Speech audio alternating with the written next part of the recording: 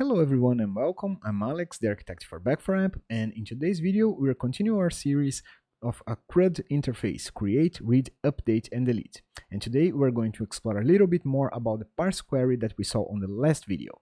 So as you can see here, I have my application, and in my employee class I created a few more records so we can query on them, and I have a few duplicated ones. So I have Natalia multiple times with the telephone a little bit different on every single record.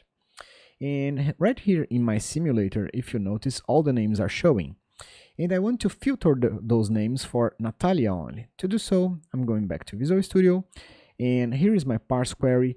I can put operators on this query to select exactly which one of the records I want to show. So to select only the Natalia's records, I can put parse query dot equal to, pass on the property name that I'm looking for, in this case name, and then the value I'm looking for, in this case Natalia.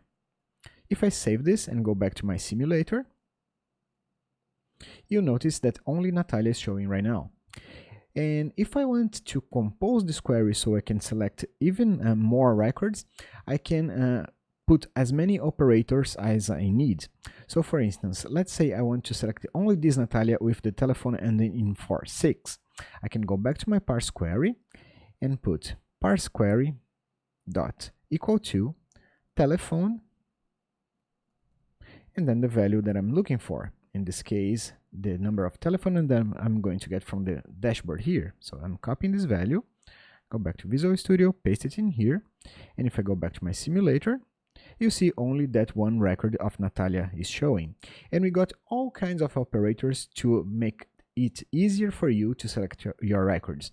We have equal to, not equal to, greater than, smaller than, greater than or equal, less than or equal, you name it. Everything that you need to make your queries select exactly the records that you need, we got on our SDK. So all you have to do is compose your queries and get your records. So I hope you liked this video and hope to see you on the next ones of the series. See you soon. Bye bye.